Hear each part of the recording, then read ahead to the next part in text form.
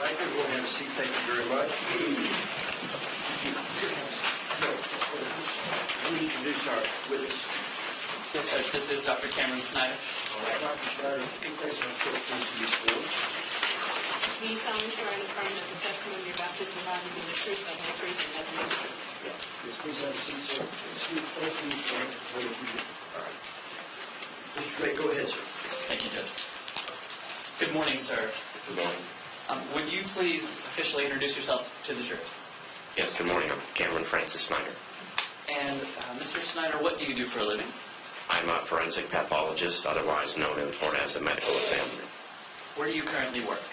In Mobile, Alabama, with the Alabama Department of Forensic Sciences. Where did you work back in January of 2006? I worked in this four-county jurisdiction called District 1 with the medical examiner office that had a main office in Pensacola, and I was stationed in the Fort Walton Beach branch office. Would you please describe your educational background for the jury? Yes, I'm a graduate of high school. I have a bachelor's degree in biology and health sciences from college back home in Pennsylvania. After that, I attended medical school in Philadelphia, and I'm a board-certified physician. Following that, I attended 5 years of general training in anatomic and clinical pathology in Pittsburgh, and I'm certified in anatomic pathology by the American Board in that specialty. After that, I trained in forensic pathology in Atlanta, and I'm subspecialty certified by the American Board in that specialty as well. Where are you currently licensed as a physician? In active licenses in Pennsylvania and Georgia, actively licensed in Louisiana, Alabama, and Florida. What is the reason for the inactive licenses in Pennsylvania and Georgia? I just haven't practiced there in a very long time. And you mentioned that you received board certifications in anatomic pathology and forensic pathology, is that correct? Yes. Are you a member of any professional groups?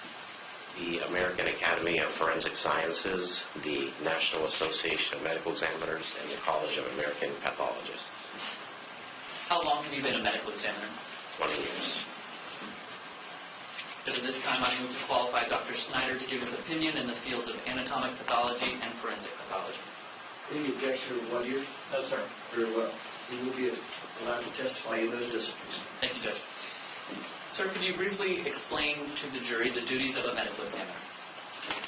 Yes. Basically, my job is to determine a cause and a manner of death in persons who are not expected to die from natural disease processes, so sudden and unexpected deaths or potentially non-natural deaths due to some form of violence or trauma.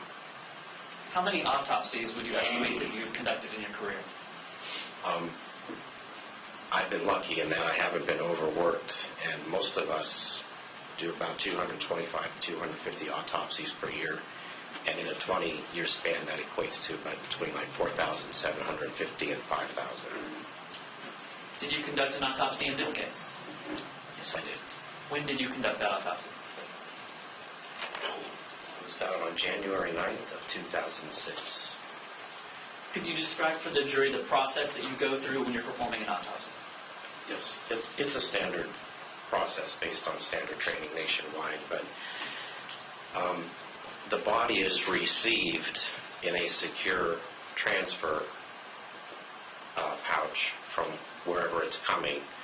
So anything that is with the body in terms of evidence is preserved. So as soon as that pouch is opened, I photograph the body as is, unaltered. And then layer by layer, I look for evidence of injury or natural disease and any evidence that might be on the body. Like, for example, with me, it would be my coat and my shirt, and then eventually the clean skin surfaces of the external part of my body. And then that's followed by internal examinations within the cranial cavity, the nose and the mouth and the neck area, the thoracic cavity, the abdominal and pelvic cavities, and sometimes into the extremities as well.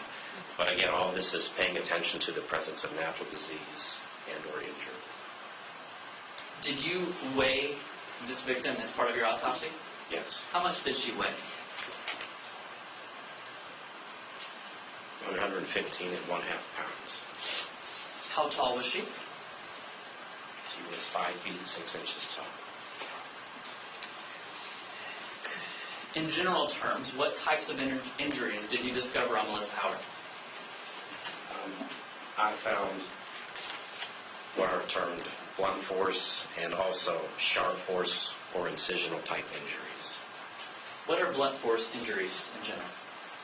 The three major types of blunt force injuries are a skin scrape, which is called an abrasion, a skin or tissue bruise, which is called a contusion, or a tear of the skin. If it's scraped so hard that it rips, that's called a laceration. So those are the three major blunt force injuries. And then what are the types of sharp force injuries? Sharp force injuries are from an instrument that, to our 20/20 vision, presents a thin cutting surface, either pointed or long, like a knife. So when an incision or a cut is cleanly made, that's called an incision. If it's longer than it is deep into the body, that's called a slash wound. If it's deeper than it is along the skin surface, that's called a stab wound. When you were conducting the autopsy of Melissa Howard, did you observe any injuries on her face? I did. Yes, excuse me. What injuries did you see on her face?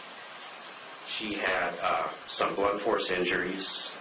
She had a bruise here with a skin scrape underneath it. Between the eyebrows, there was a skin scrape. There was one over here. There was one on the left side of the bridge of her nose up here, one over here. There was a skin scrape here. There was some skin scrapes and bruising up here, and then here and here on her lips as well. So you've been pointing to different parts of your face to describe where these blunt force injuries were located. Could you explain how those types of injuries can be caused?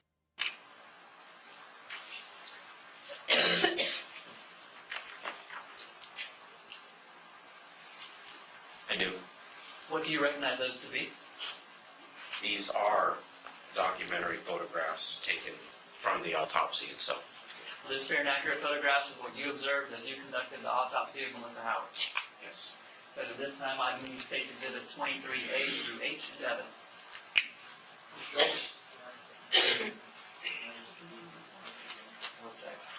23A through H, am I correct? Yes, Judge. They'll be admitted without objection. Thank you. May I publish, Judge? Yeah.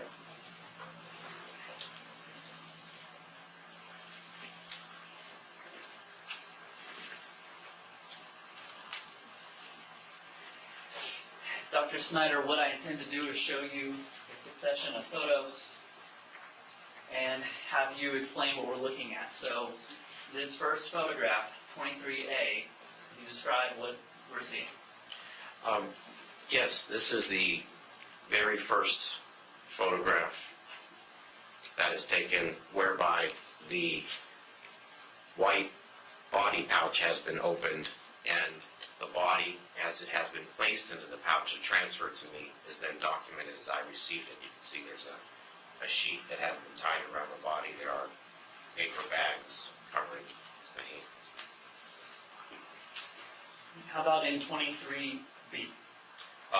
Similarly, this is the lower part of the body, photographed from its left side. You can see there's some clothing on the body, and an identification band has been placed around the right lower leg.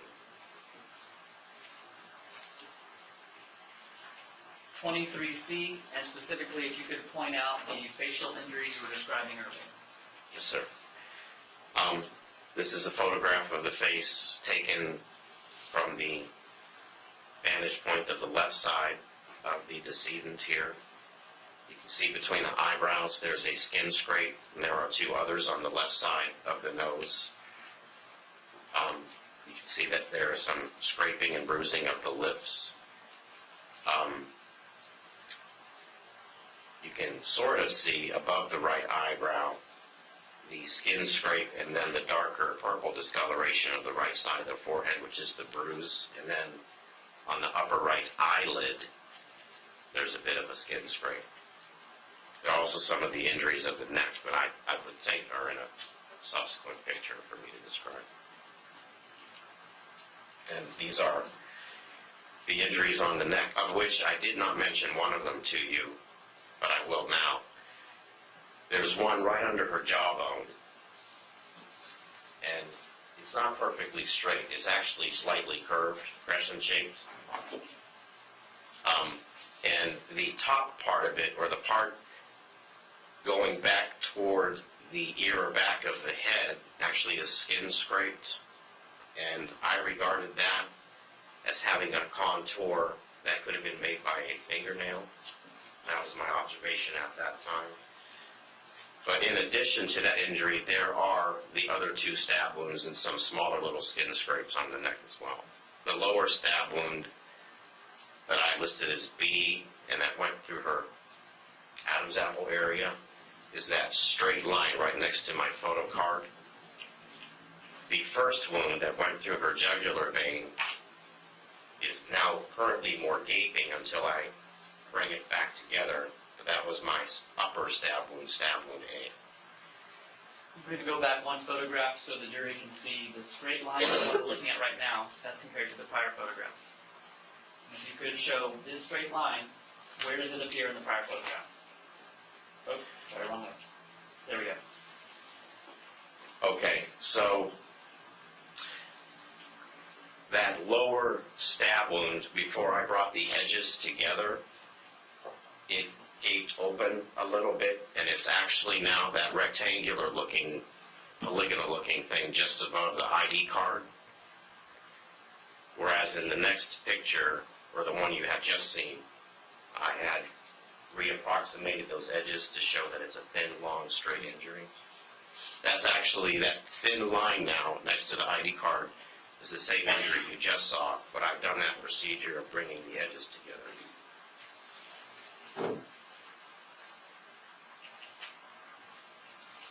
Now, What we're looking at in this photograph, please. yes, sir. In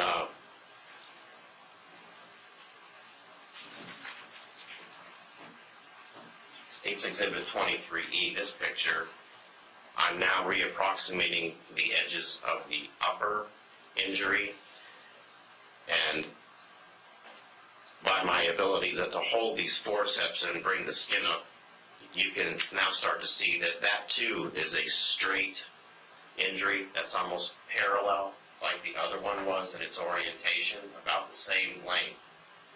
The difference with this injury is, though, there's a larger other gaping lower part, and that can happen if the person's neck is moving or the person that put the knife into the neck is withdrawing it while pulling out, not straight back and out, but maybe some slash movement downward. So that's what has caused that larger portion of that overall injury. Next, I'm showing you 23F. And in this picture, you can see the skin scrape between the eyebrows, the one on the upper eyelid, the one to the right of the right eye, and then one above the eyebrow, and then the larger bruise on the right forehead, as well as some of the injuries of the lips. 23G. This is a picture of the back of the body after the clothing layer has been taken away, and there are 3 of these electrocardiogram monitor pads that are often placed when a body is found at the scene by emergency medical services to determine whether there is any electrical activity left or not. And finally, 23H. And this picture shows the left hand. You're looking at the palm, front surface of the hand, and you can see that on the side in the thumb area is that slash wound, that shallow slash wound. Thank you, sir.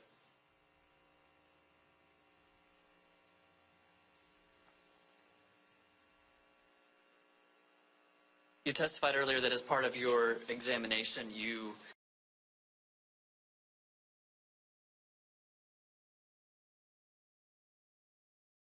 you could tell whether Melissa Howard had previously had any procedures related to being able to have children.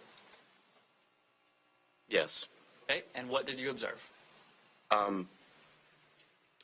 She had her internal genital organs, but some time ago, what I call remote then, she had the surgery whereby her fallopian tubes were ligated. That's commonly referred to. She had her tubes tied. That's what I found. Thank you. Were you able to observe any semen present in Melissa Howard's body? I did not. Is it possible for semen to remain that you were not visually able to see? That is possible, yes. Now, when you first took the stand, you said that your function as a medical examiner is to determine the cause and manner of death. Right. Would you please tell the jury what was the cause of death in this case? Specifically, it's listed as exsanguination or bleeding of blood out from the body due to the 2 stab wounds of the neck. Are you able to estimate how quickly someone would die from bleeding out with those 2 wounds?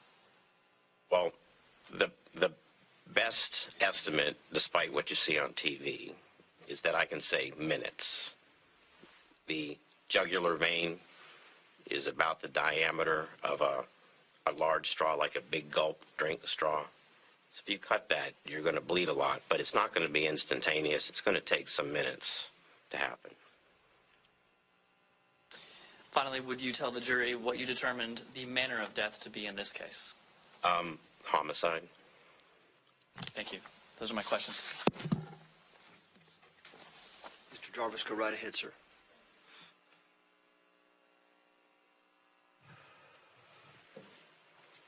Good morning, Mr. Snider. Good morning. I believe we met previously in a deposition. Yes, sir. So I guess the state's last question, are you able to give us any parameters as to a time of death? Well, based on my experience with this degree of injury of a medium-sized vein of the neck area, and what has been reported to me as how long people survive, I say that it's on the order as quick as 3 to 4 minutes to an outlier, maybe 15 minutes, in my opinion. But I can't be specific more than that.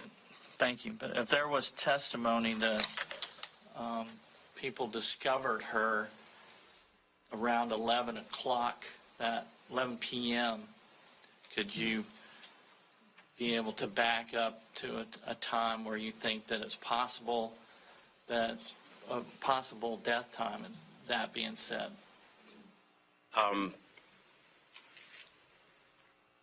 To a certain extent, and that's kind of limited. The most reliable thing that I can use as an observation to help me with that, other than someone actually witnessing when she was last alive and what occurred, is the temperature of the body. And that has to do with like liver temperature? Or, That's correct, yes. were you able to make any findings because of that, because of her liver temperature?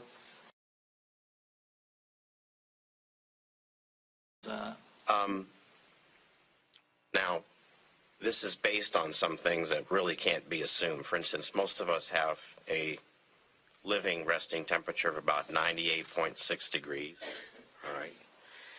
And at the scene, when she was found, her skin temperature was 92.8 degrees.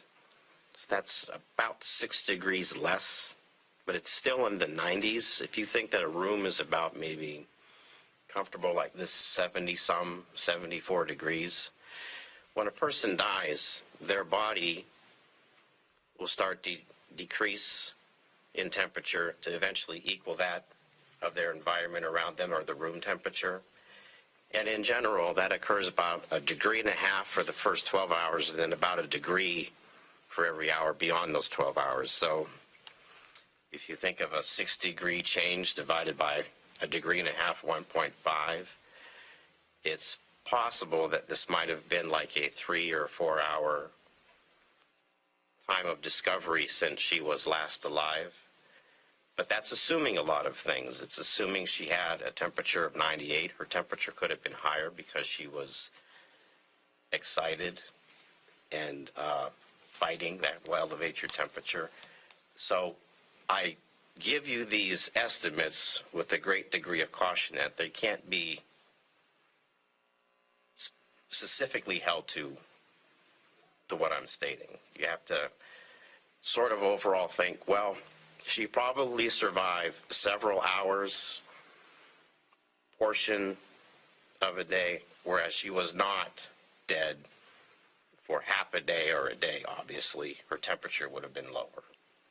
Perhaps this will help too. If there is testimony that she had a phone call with someone at 9 or at 8:54 and that she was still alive, would that help you with your Well, again, I sort of stated going into my explanation that some of the best ways to determine is when it can be confirmed when it was last known someone was actually alive. And so you're still putting that within that 2 to 3, 4 hour range of decrease in body temperature that I would expect. I don't think what you just stated is inconsistent with anything. Thank you. You're welcome.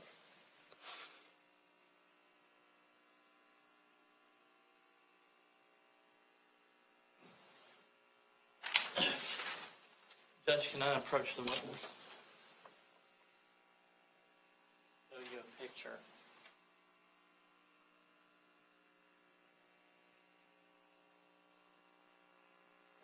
Ask you to look at it. Is that, and I'm going to talk to you. You testified earlier about a fingernail or crescent nail wound. Is that a photo of that wound? That's right. Defendant's Exhibit C is... Well, it's not yet, but... Oh, I'm sorry. This picture here... Does that fairly and accurately represent a photo of that crescent? I'm highlighting that wound that I thought was fingernail shaped, yes. Judge, at this time I would ask that it be introduced as evidence. No objection. It'll be admitted. It's now in evidence, sir. Thank you. Can I approach you? Yes, sir. And that's going to be... Very well. Bates stamp mark 111993.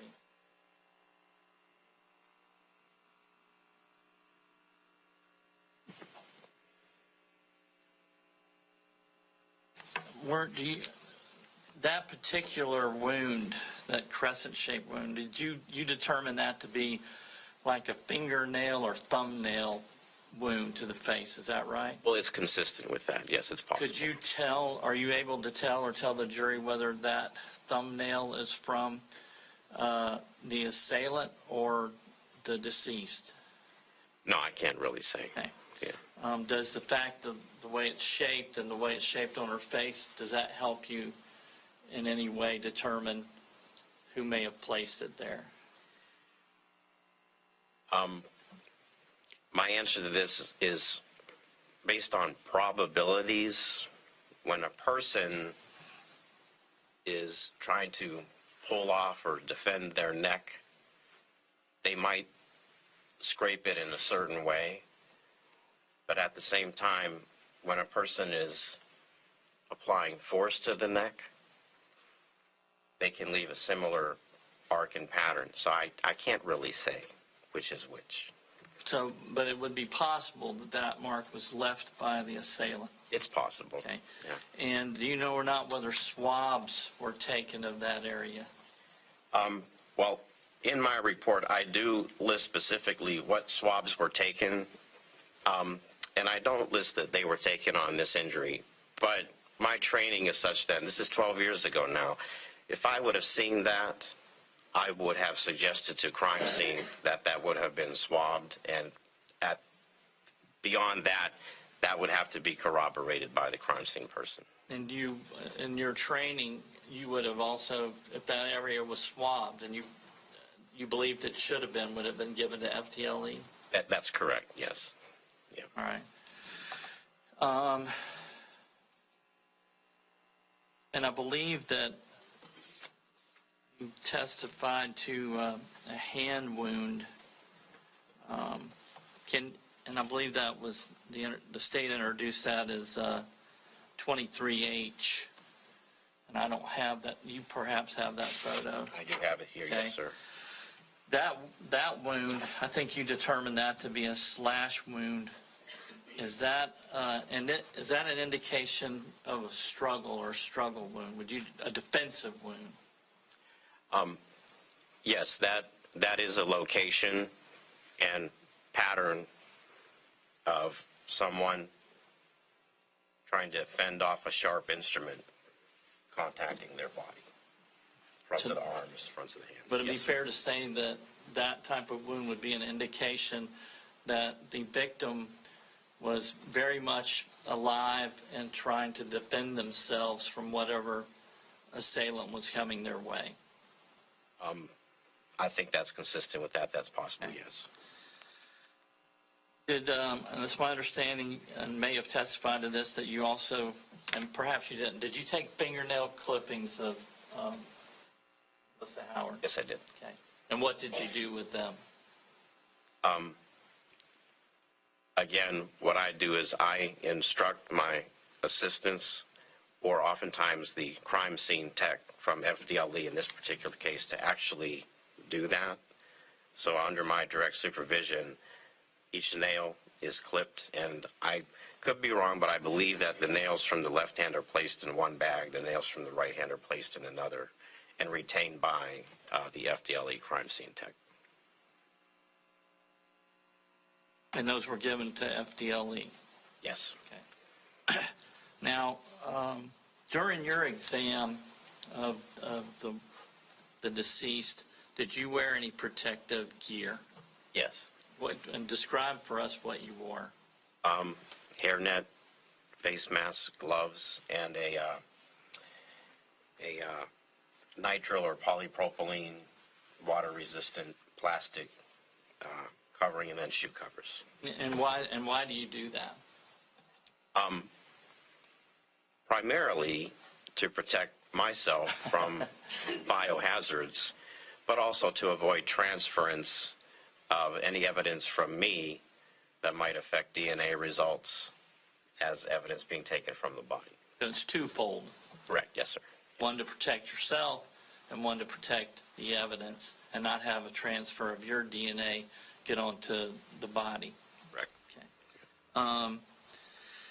Were there any assistants in the room with you at this time? Yes, I had two assistants who worked at the office with me in the room. Was one of them Chrissy Calking? Correct. And do you have a memory or not whether she was wearing the same gear or not, protective gear? She likely would have been, but I don't specifically recall. Okay. You don't have a memory of whether she had the same gear on that you had or not? That is correct. Okay. What about, were there any FDLE agents in the room with you at all?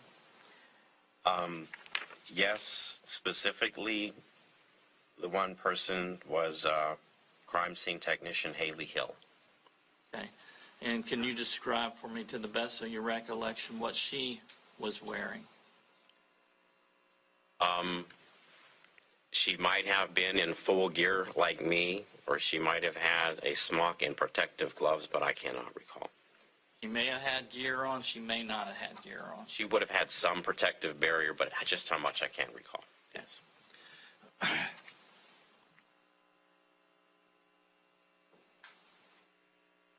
I'm going to show you another photo, and I believe this one's already been admitted into evidence. It's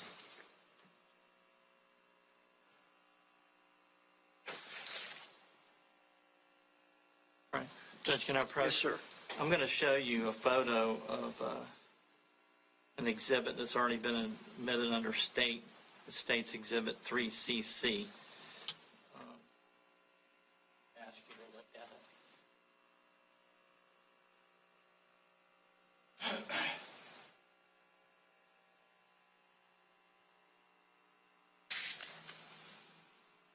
Yes, sir. That photo depicts some blood splatter on a wall at the scene of the crime of the Melissa Howard's house. Yes, sir. Okay. Now, that blood splatter, would you be able to give an opinion whether that type of blood splatter would cause some splatter to possibly be put on the assailant or whoever was killing Miss Howard at the time?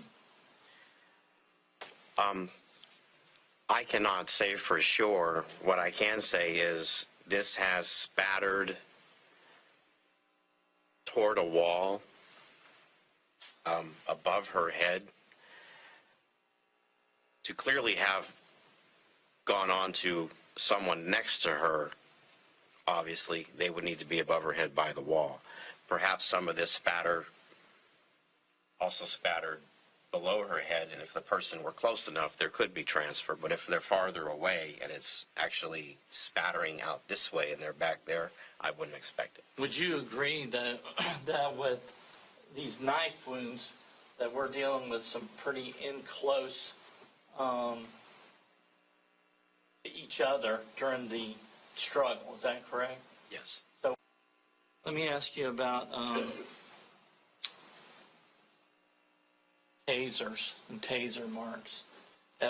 Over the course, and I didn't get the number, but you said you've had a lot of autopsies. What was that number again? 4,750 plus. So over the course of those 4,000 autopsies, have you had the chance to come upon individuals that had taser marks on them? Yes, sir. And has it been your experience that and I'm talking about handheld tasers, I'm not talking about ones that are shot from a police gun that with electricity going through the wires. I'm talking about specifically handheld tasers. You've been able to detect marks on bodies that were from a handheld taser, is that be fair and accurate? That is correct, yes, sir. And you've seen that over the course of your investigations. I have, yes. The longer, would it be fair to say the longer a taser mark is on there, the more likely it's going to leave a mark? If it's directly contacting the skin, yes, I agree with that, yes. And did you see any of those any indication on Melissa Howard's body of a taser mark? I did not. Okay. That's all I have, Judge. Mr. Drake, any further questions? Yes, Judge. Very well.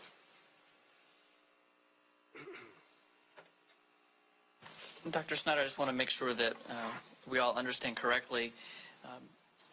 On TV, a lot of times we see medical examiners come in and they say, I know the time of death was 7:04 p.m. or some statement like that. Is that possible in reality? It's not, and if I Sure. may Elaborate. explain. Why not? A TV show has to create an interesting timeline within an hour. So in order to make conclusions to forward the story along, sometimes the storyline has to be, yes, the person definitely died at this specific time, but we don't have that in real life, that luxury, that degree of accuracy. So.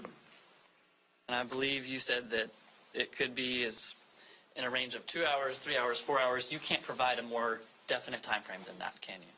No, to me it's a short time frame of hours, but I can't be more specific. Yeah. Now, Mr. Jarvis asked you about the blood spatter on the wall, and first he was asking, wouldn't that get on the attacker? And I believe your answer was not necessarily, but then you did agree that it could. Yes. So let me ask you, how would it be possible for someone to perform an attack like this, but not get that blood spatter on them?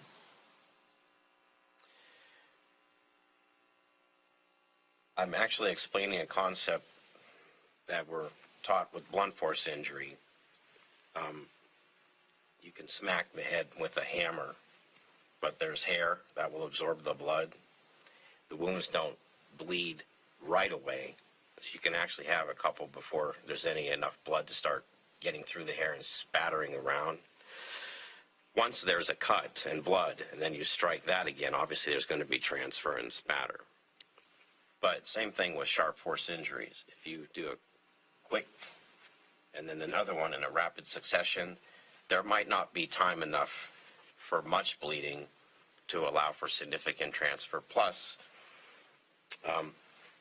the hair, the position of the defense of the person perhaps, and clothing might absorb some of the bleeding. So there's possibilities that there is no significant transfer as well. What is the significance of the fact that it was the jugular vein that was severed in terms of blood spatter and the heart pumping, that kind of thing? That allows me to say that she might have survived more than several minutes to up to 15 minutes for the following reason. Arteries are under pressure delivering oxygen to the body and obviously through the neck to the brain. If you slice one of those arteries, every time the heart beats under pressure, the artery is going to pulsate and spurt, and I will see an arterial spurt pattern. The vein is just draining deoxygenated blood back down. So when it's cut, there's going to be just a lot of oozing of a large amount of blood, but not under pressure and not under as rapid of a flow. So people who have venous injuries can survive longer than people that have arterial injuries. And with venous injuries, you don't see the spurting that causes spatter. You just see oozing and bleeding of blood into the area or toward gravity. For the stab wound with the jugular vein, is that a venous injury? Yes, it's not an arterial, it's not a spurting injury, it's an oozing venous injury. Now, if it's a situation where that jugular vein has been cut, it is now oozing blood, is there an explanation for how the spatter could get onto the wall? Yes, while there is blood in the area, if the body is struck or the body falls, that cast-off blood can spatter. In this case, too, blood from the lower injury is getting into her mouth and airway, and with the assault and increased breathing, exertion of surviving, fending off an attacker and whatnot, that can be cast out of the mouth as a misty type of spray as well. All right, that's different than spurting out of an artery. It's coming, bleeding into the airway and then being breathed out, but it can still cause a spatter type of pattern. It's two possibilities. Does the second injury to her neck play into that at all? Yeah, the second injury is the one that went through her tissues and right into her airway. So then she's going to be bleeding into the airway, and it can possibly come out the mouth. That's the lower injury. Thank you, sir. I appreciate your explanations. You're welcome. One moment, sir. Mr. Jarvis, I believe you had some follow-up, sir? I do. Very well. A follow-up to some of the questions that the state attorney was asking about the time of death. If we placed the finding at being at 11 o'clock, the time of the stabbing, according to your testimony, could have been at 10:15. That would fit in that time frame. Yes, it's still possible. Okay, and the time of death, or the time frame, could have been 10:38. Right. Yep. And according to your calculations, it could have been as high as 10:45. Yeah, it's still possible. Okay. Yes. Now, I believe that we've also heard testimony that you believe that these two individuals were struggling. Is that correct? From the evidence, is that correct? Yes, I do. Okay. And that they could have been facing each other. Is that correct? Yes, sir. Okay. And with the attackers in such close proximity to one another, from some of the things you described, from the blood splatter to the wounds to the neck and oozing and the blood that could be spewing from the mouth, you said, I believe. Is that correct? That's correct. That all those things could have been transferred or gone on to the assailant. Is that a fair statement? Yes, sir. Okay. That's all the questions I have. May this witness be excused. Yes, Judge. Sir, thank you for being with us, and you are excused. You're welcome. Thank you. Thank you. Mr. Drake. So the next witness is Taylor Howard. All right. Judge, while he's approaching at this time, I move states 19 into evidence by stipulation of the parties. This is the Walmart surveillance. Very well.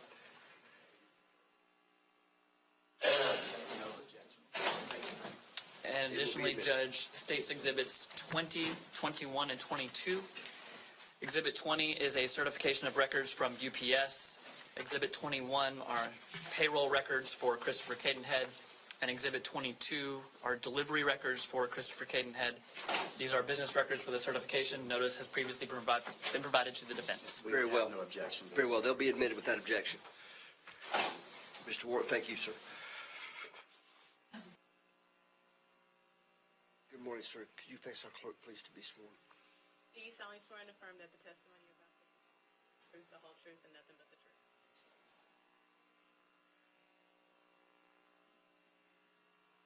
All the way up to it. All right. Go right ahead. Thank you. Good morning, sir. Good morning. Would you please introduce yourself to the jury? Taylor Howard, Melissa Howard's son. Mr. Howard, could you angle that microphone towards you a little bit? It bends a little bit. Thank Yes, you, sir. No problem. How old are you, sir? I'm 24. How old were you in January of 2006? I was 11. What grade were you in? I was in 4th grade. What's your birthday? 12/8/94. What do you do for a living? I do yacht management, captain services. You've just testified that Melissa Howard is your mother. Yes, sir, that's correct.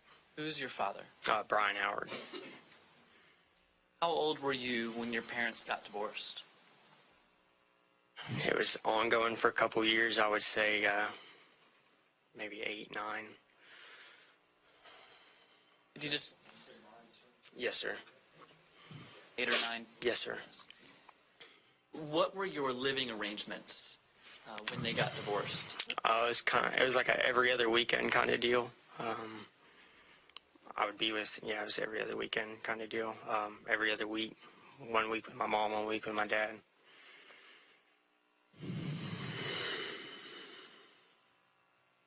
Your mom had other children, is that correct? Yes, sir. And what are their names?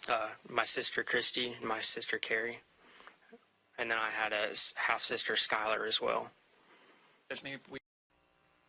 Okay, so you said that you have sisters named Carrie and Christy, and then you personally have a half-sister named Skylar Howard. Is Yes, that right? sir. Could you describe, with the custody arrangement of you going back and forth between your mom and your dad, was there any effort to work that out that would coincide with your mom's other children? Yes, sir. What was that? It was the weekends that my mom would have my 2 sisters. I would be with her that weekend to spend time with my sisters. Now, did either of your sisters end up living with your mom at some point? Yes, sir. Who was that? That was Carrie, my sister. Now, could you describe for me what your dad's living arrangements were? Who lived at your dad's house? It was my stepmom, Karina, and my sister, Skylar, and me. And Now, in January of 2006, was Karina married to your dad? yes, sir. Did anyone else stay at your house around that time frame? Yes, sir. Who was that? It was Allison. Do you know Allison's last name? I believe it was Holbrook at the time.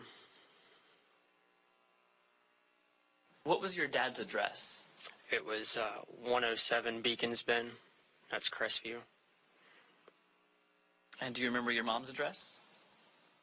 222 Tiffet Court, Crestview as well.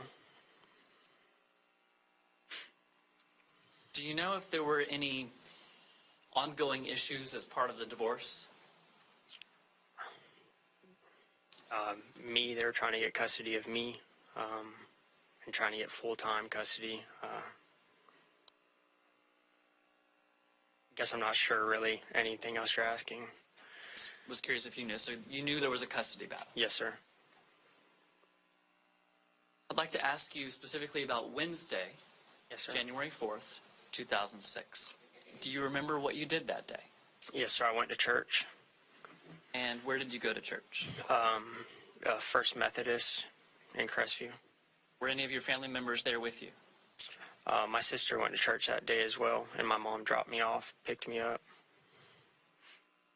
Where were you before you went to church? I was at school, walked home from school, went to my mom's house, played outside until she got home, and then she took us to church. Was Carrie present at home? I believe so, yes, sir. Now, you said your mom dropped you off at church. Did she go somewhere else while you stayed at church? Sometimes she would sit in the parking lot and read her Bible until I was done, or I'm not too sure if she went somewhere during that time, but she was there to pick me up after church. How long did church last? About an hour and 15 minutes. Do you remember what time it started? I believe 6. It was over at 7:15. Where did you go after church?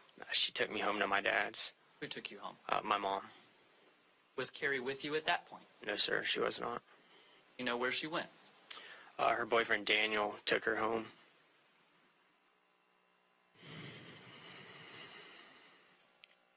Do you know Russell Holbrook? Yes, sir. How do you know him? Family friend. He had 2 younger children that we would play with and hang out with. Is he here in the courtroom today? Yes, sir, he is. Would you please point him out and identify an article of clothing that he's wearing? Yes, sir. He's wearing a light brown tux. Just ask the record to reflect he's identified the defendant. Yes.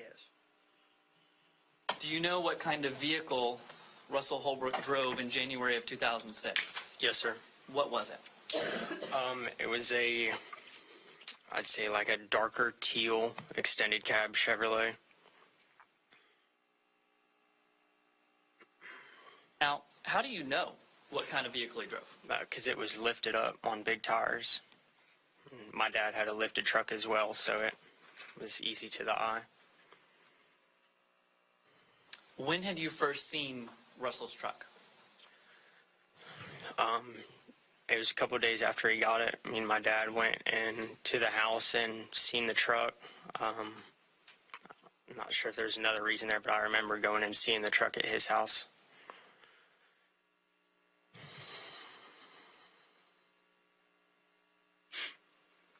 Do you remember the time frame of when he got that truck? It was just before my mom passed.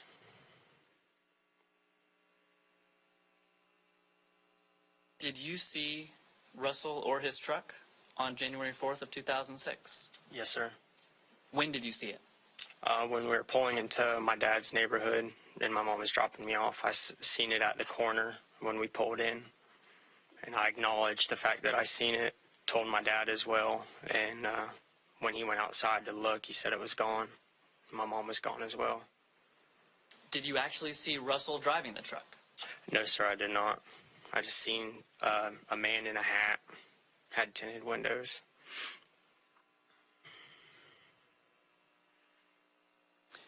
Had you ever seen Russell's truck at your dad's house or at your mom's house? No, sir, I have not.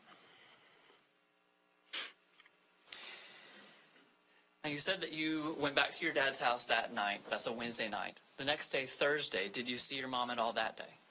No, sir, I did not.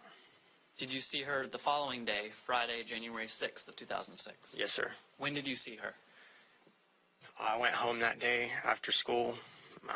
She got off work a couple hours after, and she came home, and I was there for a couple hours. We played some board games, and she wound up taking me to a dinner with my dad and his side of the family, and that was the last time I seen her. Do you remember what kinds of games that you were playing with your mom?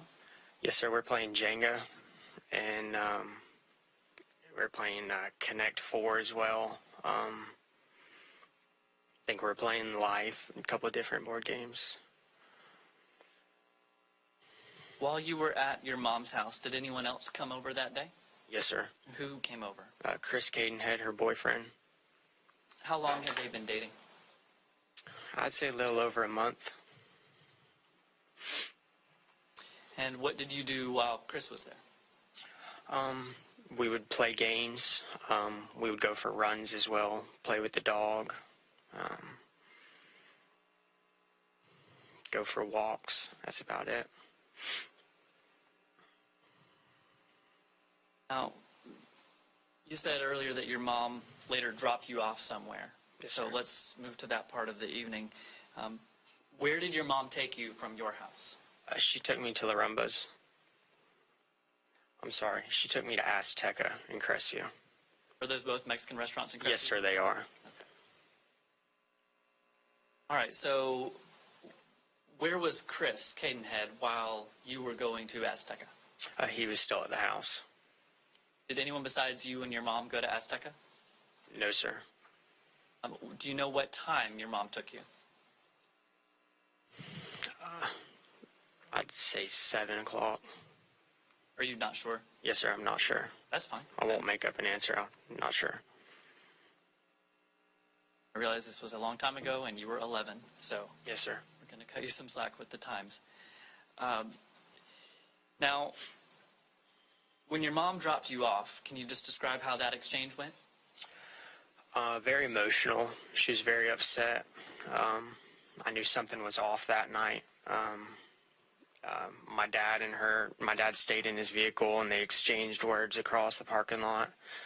I didn't want to leave her. She was really upset, and I wound up getting in the truck with my dad, and then we left and went to Larumba's first.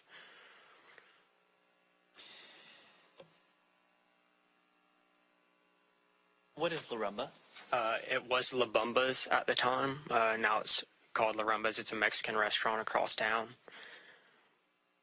So you said that your mom dropped you off at Azteca, but you went to Larumba or La Bamba. Yes, sir. What was the purpose of going there? That's where we were originally going to eat, but we didn't make any kind of reservations, so it was really packed. So we wound up going to Azteca, where they catered to us. So you went back to Azteca now Yes, sir. for the actual dinner? Yes, sir. Okay. Who all was at that dinner? It was my dad, my stepmom Karina, me, my stepbrother Tyler, his best friend Jared, my aunt, my uncle, Bobby and Robbie Davis, Aaron Davis, a couple of my brother's friends, Jared, Nicole, I think Tito was there as well. That's about all I can recall. Was there a particular reason for this gathering? Yes, sir. What was that? My brother just got back from Iraq, so we were going to dinner for him and had a family gathering. And what's his name? It's Tyler Schiltz. Is he Karina's son? Yes, sir. Where did you go after dinner at Azteca? After dinner, I went home to my dad's house. How did you get there? I rode with Allison Holbrook. Was she at the party as well? Yes, sir, she was. Did your dad go back to his house? Yes, sir, he did. How did he get there? He drove with Karina, and he dropped my sister Skylar off at her friend's house on the way home. What did your dad do once you were all back at the house? He went upstairs to his room and went to bed. Did any of the other people from the dinner come to your house that night? Yes, sir. And who were they? It was my brother Tyler, his friend Jared, Nicole, and it was me. I believe that was all. Thank you, sir. Yes, sir.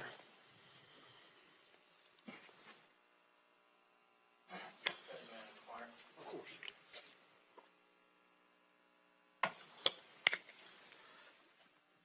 Good morning, Taylor. I know we've met previously, have we not? Yes, sir. Okay. And I'm just going to ask you some questions. I think that they're going to be very similar to what I asked you before, okay? Yes, sir. And if for any reason you need a break or a stop, you just let me know, okay? Thank you. Now, you were talking to the state attorney about one on the Wednesday, January 4th of 2006, and you indicated that you had been to church that night. Is that right? Yes, sir. That's correct. With your mom? Yes, sir. And was Carrie there as well? Yes, sir. Okay. Was she there with her boyfriend? Yes, sir. Okay. And at some point in time, well, after church, I guess it was designated or whatever that you were going to go to your dad's house, Brian Howard's. Yes, sir. That's correct. Okay. And so on the way to the house, you believe you saw Russell's truck. Is that right? Yes, sir.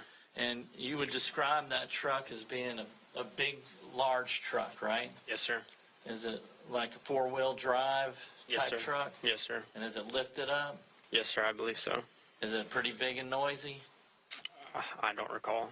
Are trucks like that kind of on the noisy side? If it has a V8, whether it's stock or not, it's yes, sir. Yeah, okay.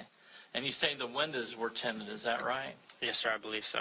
And it's your testimony you didn't actually see anybody in the vehicle, is that right? I seen somebody in a hat, but I didn't see who it was. Couldn't tell us who it was in the car? Yes, sir. Truck, okay.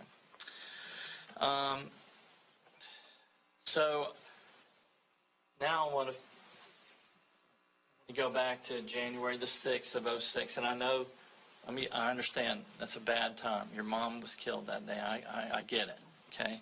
Now, but prior to that, you described for the state attorney that while you were home, Christopher Cadenhead came over. Is that right? Yes, sir. It's correct. And that was your mom's boyfriend. Is that correct? Yes, sir. He had been seeing her since about October through November and December. Is that correct? I don't recall. Okay. Would it be fair to say that he had been seeing her since October? I don't recall. Okay. Now, what type of relationship were they having? I'd say boyfriend, girlfriend. Okay. Did you know, I know you were 11 at the time, did you think that it was possibly more serious than just boyfriend, girlfriend? Absolutely not. You don't believe it was? No, sir. You don't think that they were having relations? Nothing serious. Marriage relations, no, sir. Okay, so you don't believe that they were having intimate? Objection. Speculation.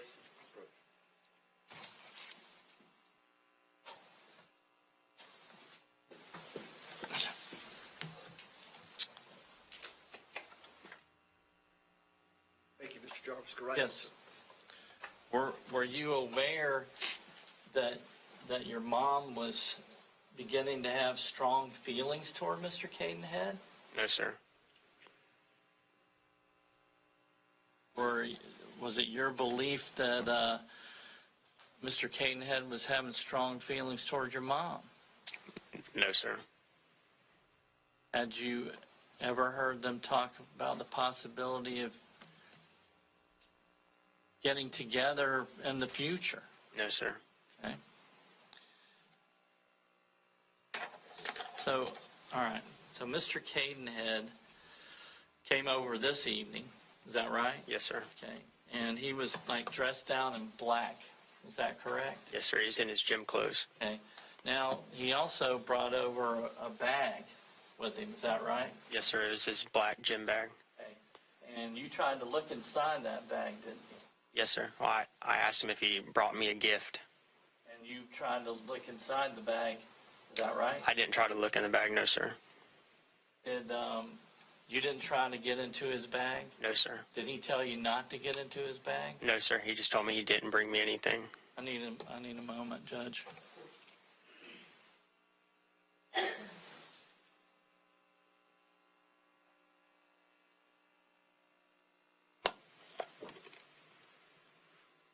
Yes, sir. Thank you.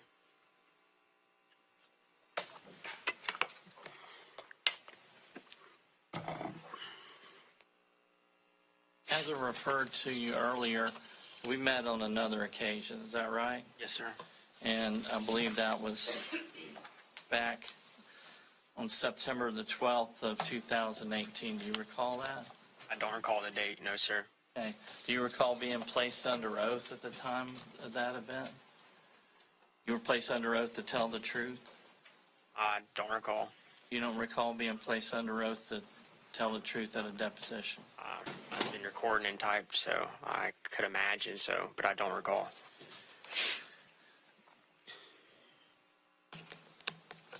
Well, on that day, when I asked you the question,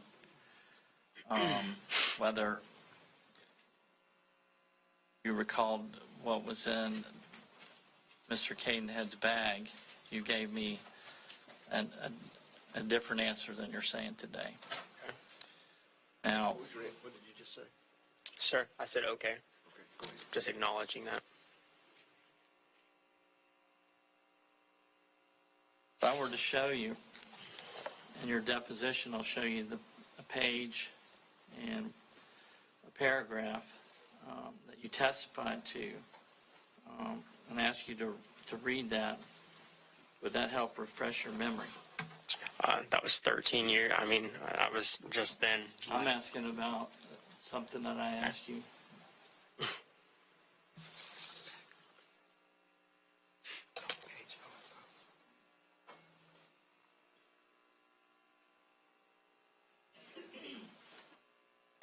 All right.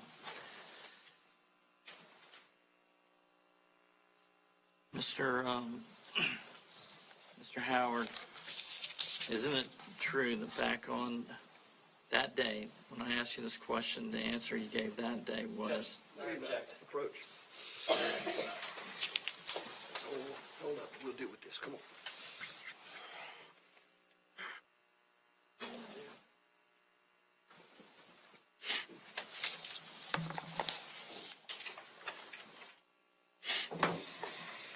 Judge, can I You certainly may. approach this witness? Certainly you may.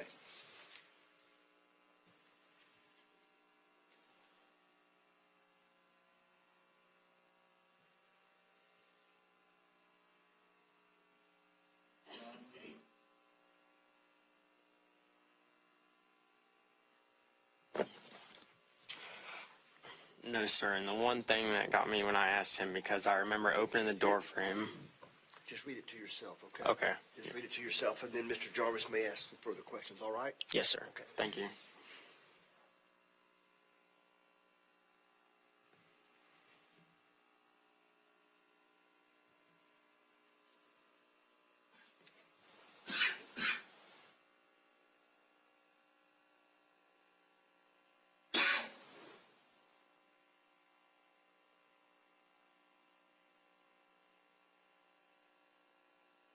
Have you had an opportunity to read it? Yes, sir. All right, Mr. Jarvis, certainly.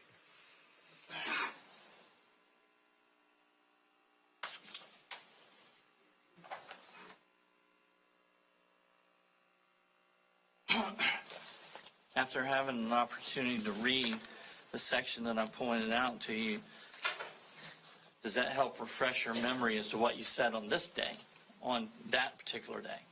Yes, sir. Okay. And is it a fact that you told us on that day that he had a bag and that he didn't want you to look at it, and you said he was being kind of a jerk?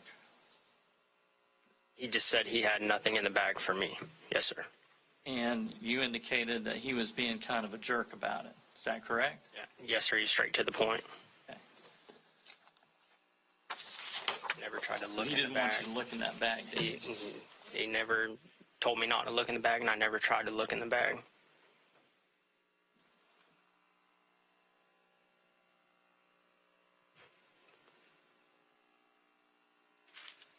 All right. You indicated that you were also playing games that evening with your mom. Is that right? Yes, sir. And there were various games. You said Jenga, Connect 4. Was there some possible Uno played? Yes, sir. Okay.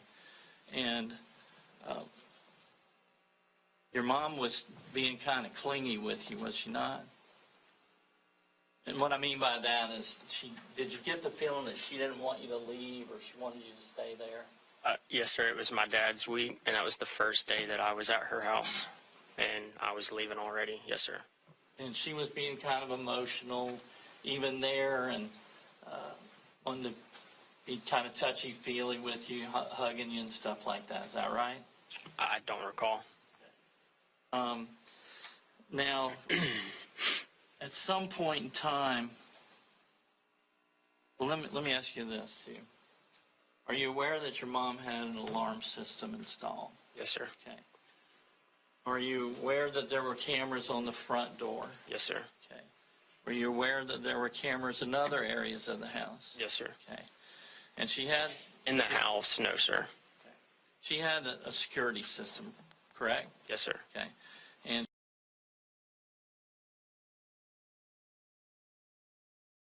correct? Yes, sir. Okay. And that was because she was scared of some individuals, is that right? Scared, or I don't know if I'd call it scared, but Was she taking and recording phone conversations with your dad, Brian Howard? yes, sir, and plenty of others. Okay. And besides this alarm system, she also, y'all had a dog, right? Rusty? Yes, sir. Rusty. And he's a rather large Labrador retriever? Yes, sir. Okay. And was he an inside dog? Yes, sir. Okay. Now, your mom also kept a daily diary or journal, is that right? Yes, sir, that's correct. And you almost saw her write in it every day. Yes, sir. And that was like it would have been, as far as the size go, would this be a bear representing 1/2 by 11? No, sir. Okay, was it smaller? Yes, sir. Okay. And was it labeled diary or journal? No, sir, it wasn't labeled anything. But you saw your mom writing it every day, is that right? I don't recall every day, but she wrote in it. And it was important to her, is that correct? Yes, sir. Okay. And where did she keep that diary or journal? I don't recall. Where were the most times that you would see it? Next to her bed. Okay. Next to her bed. On her for the dresser. most part. Yes, sir. Okay. Now, did she also have another item next to her bed? A Bible? Yes, sir, for sure. And so your mom had a Bible, is that right? Yes, sir. Okay. And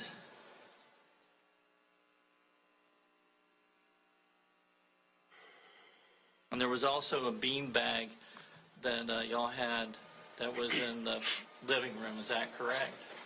A green bean bag? Had it until Rusty peed on it. Yes, sir. Okay. Well, there was another bean bag, one that you had, I believe, that Rusty might have peed on and got rid of. I don't recall.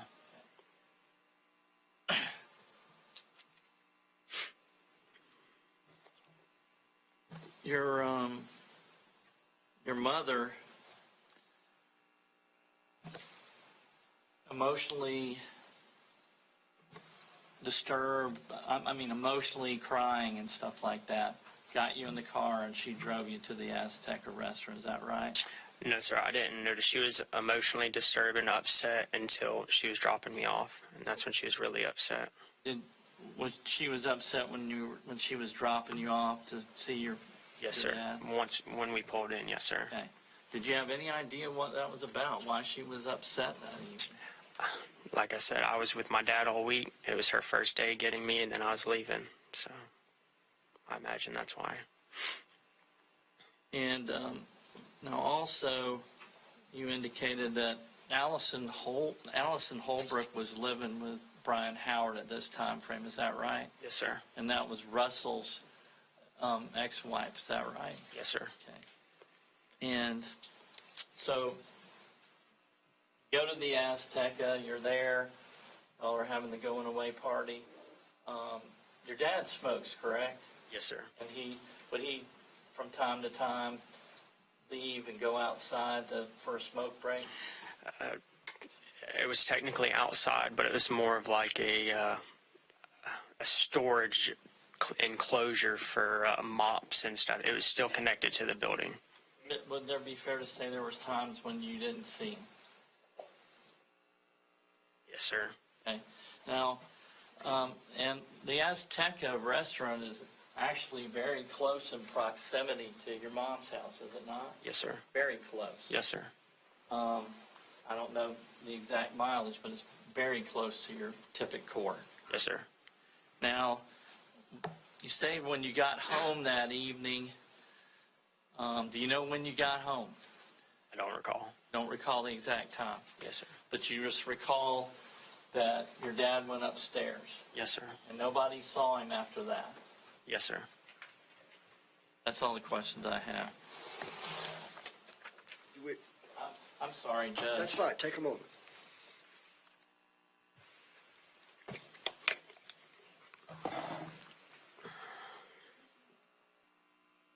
Judge, that's all the questions I have. All right, Mr. Drake, anything further? One brief follow-up, Judge. Very well. Mr. Howard, Mr. Jarvis had you read a portion of your deposition. In that deposition, did you say that you tried to look in the bag? Absolutely not. And in that portion that he had you read, did you say in your deposition that Christopher Caden had told you not to look in the bag? No, sir. Thank you. No further questions. May this witness be excused? Yes, Your Honor. All right. You may be excused. Don't discuss your testimony. Thank you very much.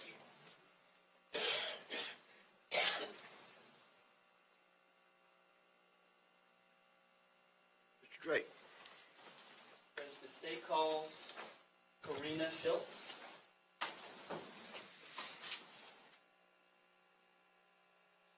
This will be our last witness.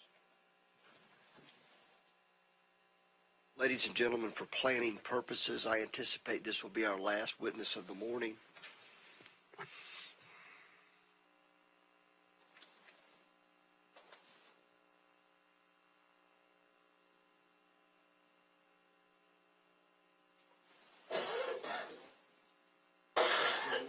Could you face our clerk to be sworn, please? Do you solemnly swear and affirm that the testimony you're about to provide will be the truth? Just please have a seat and speak as closely into the microphone as you can. Go right ahead, sir. Thank you, Judge. Good morning, ma'am. Good morning. Ma'am, you are very soft-spoken. Could you pull that microphone closer to you? Yes, sir. Thank you. Would you please introduce yourself to the jury? My name is, I don't know what name you want, but my name is Karina Howard. They've got me under Schiltz Howard. Okay. Could you spell your first name for the reporter?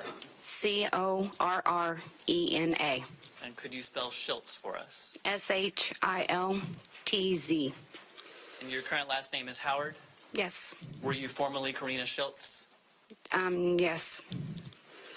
What do you do for a living, ma'am? I have 3 jobs. Okay. I'm a hairdresser. I clean rentals. And I am a cook and waitress at a restaurant in Steenhatchee. And where is that city located, roughly? In the Big Bend area in Florida. Were you seeing anyone in January of 2006? I'm Brian Howard. And did you live with him? Yes, we live together. What was the address that you lived at? Beacons Bend, I don't know the address. Okay. And what was your phone number in January of 2006? Probably the same number I still have, 850-699-5830. I'd like to ask you some questions focusing on Friday, January 6th of 2006. What were you doing that evening? You're going to have to refresh my memory. Is that the night that this whole incident? Yes, ma'am. Okay. My son, Tyler Schiltz, was getting deployed to Iraq, so I had a little get-together. We were going to... I made reservations at a little Mexican restaurant in La Bambas, I think that's the name of it, and when we got there,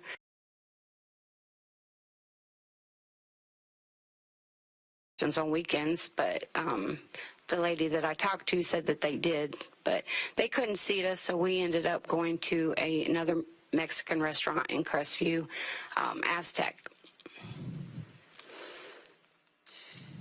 Did you drive or ride with someone that night? I drove. What did you drive? I had an F-150, a Lariat. Was anyone else in the vehicle with you? I had, let's see, I don't remember who all rode with who. There was 15 of us. I met my husband, well, not my husband, but my boyfriend at the time. I did marry Brian later. He was with us. See, Taylor, we picked Taylor up. We met Melissa in a parking lot. Skylar, which is Brian Howard's older daughter. And I think my son rode with us too. When did you arrive at the Azteca restaurant? About 10 till 7. Oh, no, Azteca. We went to La Rumba's first. Azteca, we probably got there a little after 7. I made reservations at the other one at 7, so I got there about 10 till 7. And then we ended up, everybody met there and then decided to leave and go to the other one. Okay. And we've heard testimony, La Rumba, La Bamba, that's the same place. Is that Okay, right? okay. But you went from there to Azteca. You Yes, actually had dinner at Azteca. yes. Who was at this particular dinner? Oh, gosh.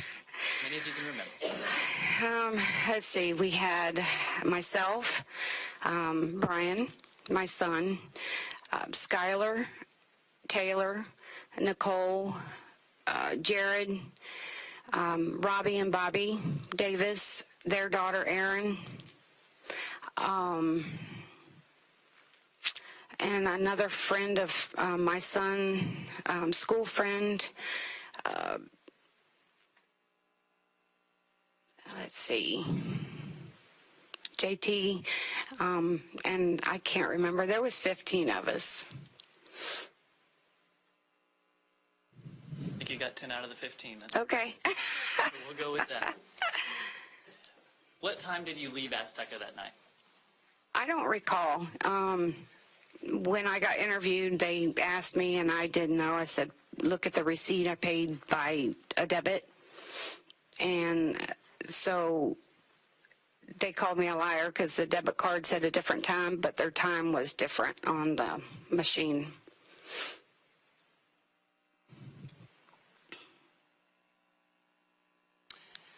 When you left Azteca, where did you go?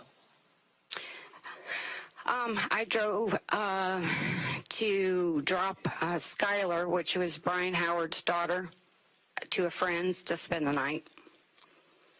And then we ended up going back to Beacons Bend to the house. Who is we? Brian and I. Was Brian with you when you dropped Skylar off at her friend's house? Yes, sir. Where did your son Tyler go? He rode with some friends of his, Nicole and Jared, to say goodbye to Nicole's family. They were all friends. And where did Brian's son Taylor go? Taylor rode home with Allison. Who is Allison? Allison Holbrook. That was Russell's wife at the time. Was Allison at the dinner? Yes. I'm sorry. That was another one. You're up to 11. You're doing fine. Okay. Were Russell and Allison still married at this point? I don't know. Where was Allison living? She lived with Brian and I for a short period of time.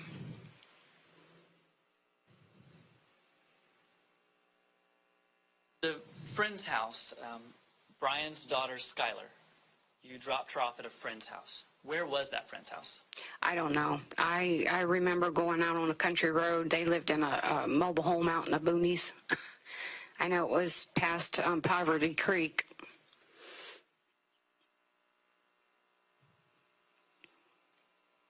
Who was driving at that point? I don't remember if I was driving or Brian, but I think I was driving because Brian had 2 beers and he doesn't drink, so he was kind of drunk.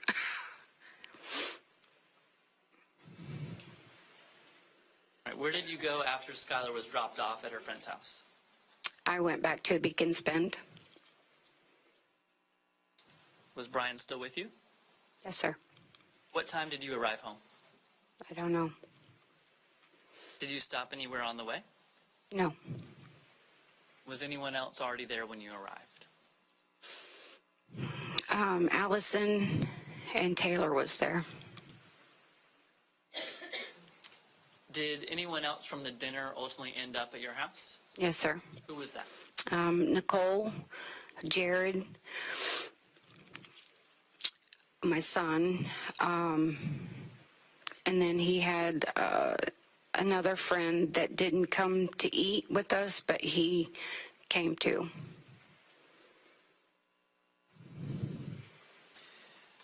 What did you and Brian do once y'all were back at the house? We stayed up for a very short period of time, but Brian, of course, had a little too much to drink, so 2 beers, and so he went to bed. I went up there with him for a little bit, but they were having a good time, and my son was leaving for Iraq, so I went down and spent a little bit of time with him, with his friends, and they were playing board games and things, so I just left him and went to bed. So I wasn't up very long. Did Brian ever leave the house once you got home? No. Mm-mm. Did you leave the house at any point? Yes, I got a, we had radios, so I call it a beep beep, but my son asked me to, he wasn't there yet at that point, asked me to meet his friend because he didn't know where we lived, meet him at the little gas station on the corner, and so I drove down there, didn't get out of the car, just drove around, we waved at each other, and he followed me back to Beacons Bend. How long would you say that trip took to get from your house to the gas station and back? I don't know, 5 minutes, 5-10 minutes. I mean, it was just right down the road.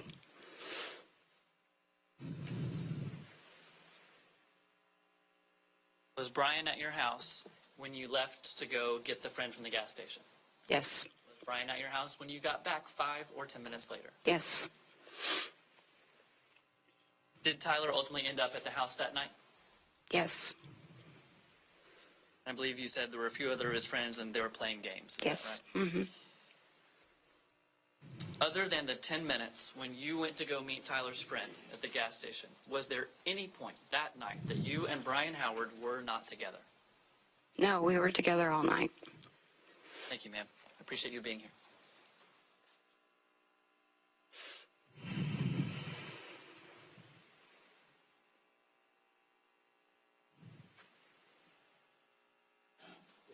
Mrs. Howard? Or No, I'm not married anymore. I'm So Mrs. Schiltz? Miss Howard. Miss Howard, okay. I'm sorry. That's okay. I've seen multiple different last names. But you're Yeah. Karina, okay? Yes, I am Karina. Now, you testified that at some point when y'all came home from the Azteca that Brian Howard went to bed. Is that correct? Yes, Okay. And he was upstairs. yes. And you guys, the rest of you guys were downstairs. I was downstairs for a short period of time. And you testified that you left the house for some period of time, 10 minutes or so. 5-10 minutes.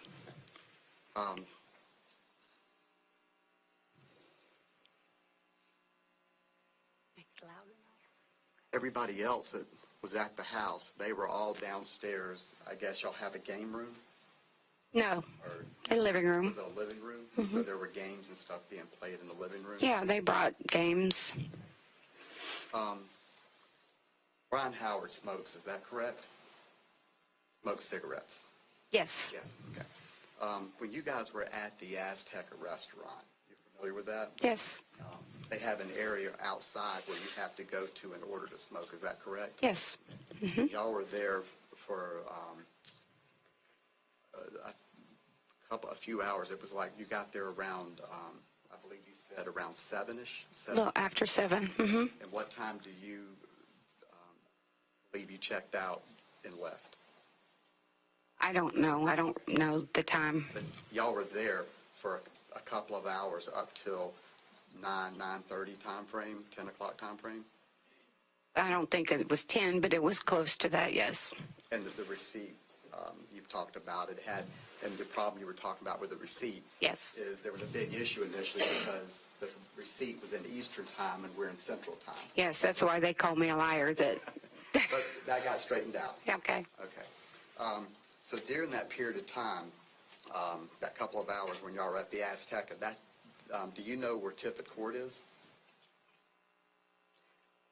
Where Melissa Howard lived at the time? I couldn't get there. If somebody told me, directions, I could probably get there, but no, I don't know where it's at. Have you ever been there then? I was there one time dropping, I think we went to look at Taylor's, he got a golf cart or something that his mom, or he wanted, and his mom said that we could, sorry. I was there once. Okay. So you wouldn't know, you wouldn't be able to tell, you don't know the distance between the Azteca and No. Tiffin Court? No. Okay. But you do, during that period of time, Brian Howard would have went outside and taken smoke breaks when you were at the Azteca, correct? Yes, and I smoked too. I went out and smoked. Thank you. You're fine. You're fine.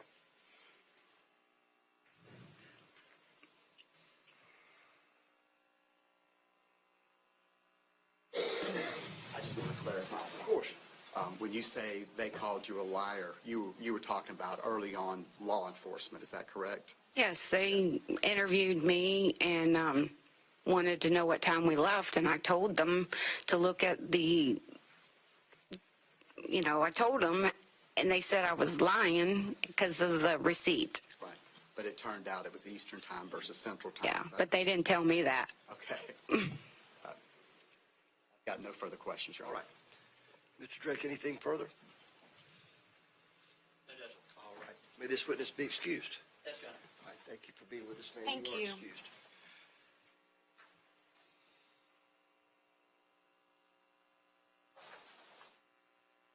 And as we talked about just a few minutes ago, we're going to break for lunch at this time.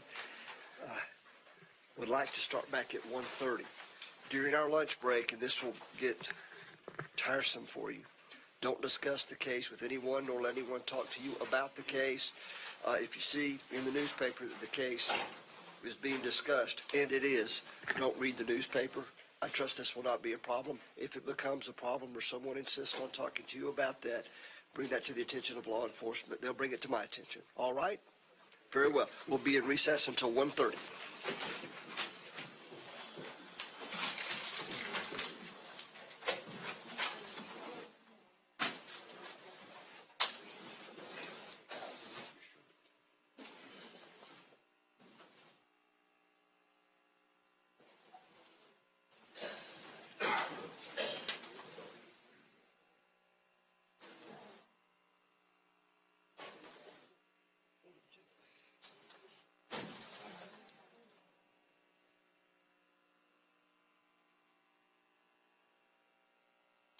All right, the jury has been excused. Anything we need to take up at this time? All right.